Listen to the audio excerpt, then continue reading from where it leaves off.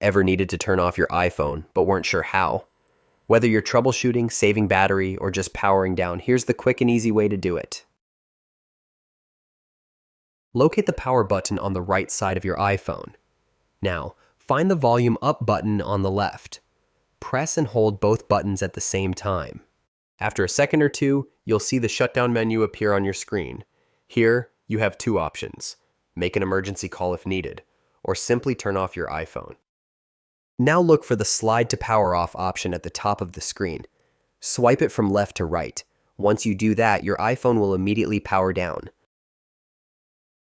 Need to turn it back on? It's just as simple.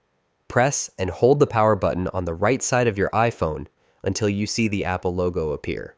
Then just wait a few moments and your phone will boot up as usual. And that's it. Now you know how to properly turn off and restart your iPhone anytime you need. If this helped, like and subscribe for more easy tech tips.